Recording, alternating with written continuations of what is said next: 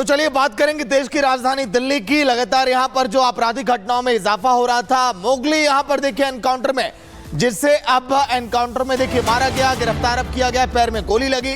Delhi police ने बदमाश Mowgli का एनकाउंटर किया और अब इस समय गिरफ्तार किया गया। बदमाश मोगली कई आपराधिक घटनाओं में शामिल रह चुका है। पुलिस पिछले कई दिनों से लगातार इसकी तलाश कर रही थी। इस तरह के जितने और गैंग हैं उनकी भी देखिए तलाश अभी जारी है। पैर में गोली लगी, पुलिस लगातार सर्च ऑपरेशन चला रही थी इलाके में कि आखिर बदमाश मोगली कहां पर है।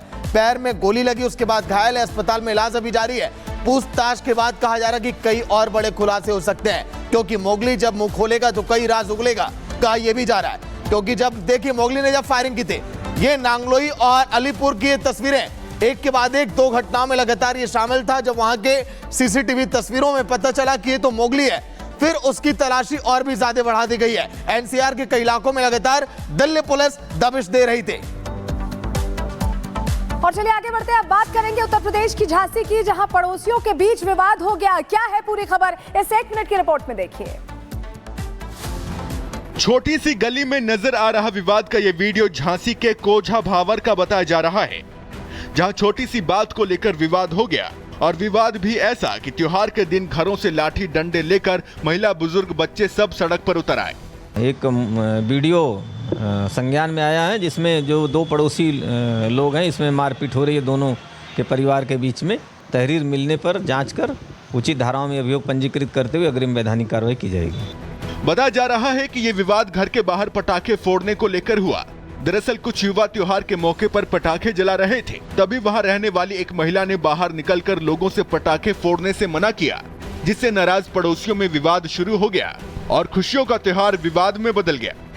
विवाद पर कार्रवाई न होने पर महिला ने मारपीट का वीडियो वायरल कर दिया, जिस पर संज्ञान लेते हुए पुलिस ने शिकायत के बाद जांच कर उचित कार्रवाई का भरोसा दिया है। Bureau report, Republic Bharat. और अब बात तेलंगाना की करेंगे। तेलंगाना के पेड्डापल्ली जिले में बड़ा हादसा हुआ है, जहां पर मालगाड़ी के 11 डिब्बे पटरी से उतर गए। 1 मिनट की रिपोर्ट आपको दिखाते हैं। यह हादसा राघवपुरम और रामागुंडम इलाके के बीच हुआ, जहां मालगाड़ी के 11 डिब्बे डिरेल हो गए। ये मालगाड़ी लोहा लेकर जा रही थी, इसी बीच ये हादसा हो गया। बताया जा रहा है कि यह हादसा रात में करीब 10 बजे के आसपास हुआ। इस घटना का असर रेल सेवाओं पर पड़ा है। ट्रेन डिरेल होने की वजह से करीब 30 से ज्यादा ट्रेनों को रद्द करना पड़ा है, जिस वजह से यात्रियों को काफी दिक्कतों का सामना करना पड़ा है। साथ ही कई दूसरी ट्रेनों का रूट भी डाइवर्ट किया गया है। फिलहाल रेलवे अधिकारी घटना स्थल पर राहत कार्यों में जुटे हुए हैं और ट्रैक की मरम्मत का काम किया जा रहा है। मौके पर रेलवे के कर्मचारी रास्ता खोलने के लिए मरम्मत के काम में जुटे हुए हैं, जिससे एक बार फिर रेल सेवा को सुचारू किया जा सके। रेलवे प्रशासन ने मामले की गंभीरता को देखते हुए जांच के आदेश दे दिए हैं। रेल विभाग ट्रैक क्लियर करने की पूरी कोशिश कर रहा है। Bureau report, Republic Bharat. अब आपको तस्वीरें चीन की दिखाएंगे, जहां पर एक सनकी कार ड्राइवर ने कैसे स्पोर्ट्स सेंटर में जाकर गाड़ी वहां पर चढ़ा दी और जिसमें 35 लोगों की जान चली गई। देखिए 1 मिनट की रिपोर्ट। रात का समय था, जुहाई शहर में लोग स्पोर्ट्स सेंटर में व्यायाम कर रहे थे, लेकिन तभी एक सनकी कार सवार ने वहां व्यायाम कर रहे लोगों पर कार चढ़ा दी, जिसके बाद वहां चारों तरफ लाशों का अंबार लग गया। इस हादसे में 35 लोगों की मौत हो गई, वहीं 43 से ज्यादा लोग गंभीर हालत में अस्पताल में भर्ती हैं। बताया जा रहा है कि आरोपी 62 साल का तलाकशुदा व्यक्ति है, जो कि तलाक के समझौते से नाखुश था और बेहद गुस्से में था, जिस वजह से वो तेज रफ्तार में कार चला रहा था। घटना के बाद कार ड्राइवर भागने की कोशिश कर रहा था, जिसे पुलिस ने घटना स्थल से ही गिरफ्तार कर लिया। लेकिन उस वक्त भी आरोपी खुद को चाकू से नुकसान पहुंचाने की कोशिश कर रहा था, लेकिन पुलिस ने उसे ऐसा करने से पहले ही रोक लिया। अभी तक ये पता नहीं चल पाया है कि ये सिर्फ एक दुर्घटना थी या फिर किसी साजिश के तहत इसने इतने लोगों की हत्या को अंजाम दिया। Bureau report, Republic Bharat.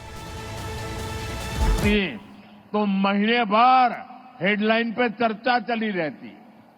एक योजना से देश के नागरिकों के जेब में 1.25 लाख करोड़ रुपया बचे हैं।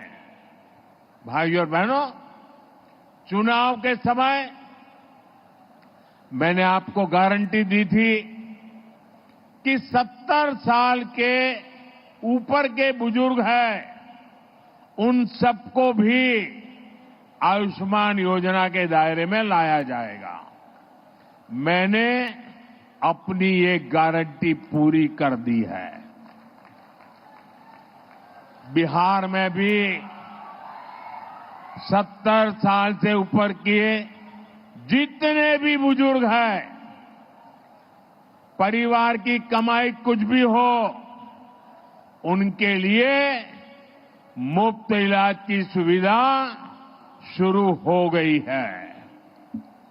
बहुत जल्द सभी बुजुर्गों के पास आयुष्मान वय वंदना कार्ड होगा।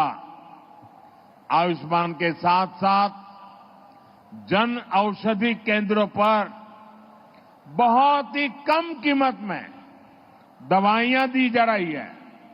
साथियों, बेहतर आरोग्य का हमारा चौथा कदम है छोटे शहरों में भी इलाज की बेहतरीन सुविधाएं पहुंचाना, डॉक्टरों की कमी को दूर करना।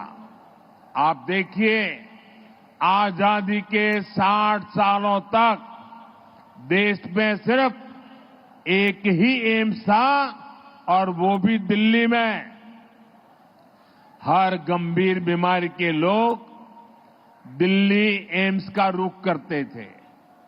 कांग्रेस की सरकार के समय जो 4-5 एम्स और बनाने की घोषणा हुई, उनमें कभी ठीक से इलाज ही नहीं शुरू हो पाया।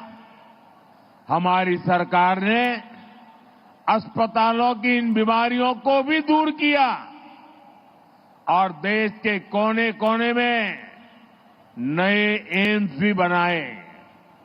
आज देश भर में करीब 2 दर्जन एम्स है।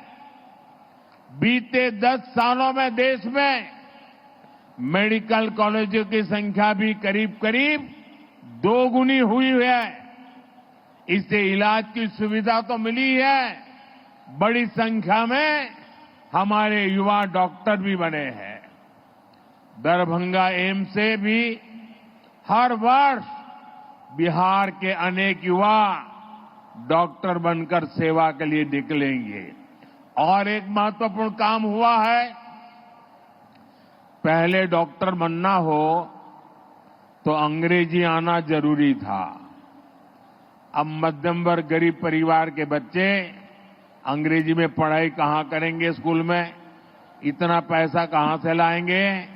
और इसलिए हमारी सरकार ने तय किया, अब डॉक्टर पढ़ना है या इंजीनियरिंग पढ़ना है, वो अपनी मातृभाषा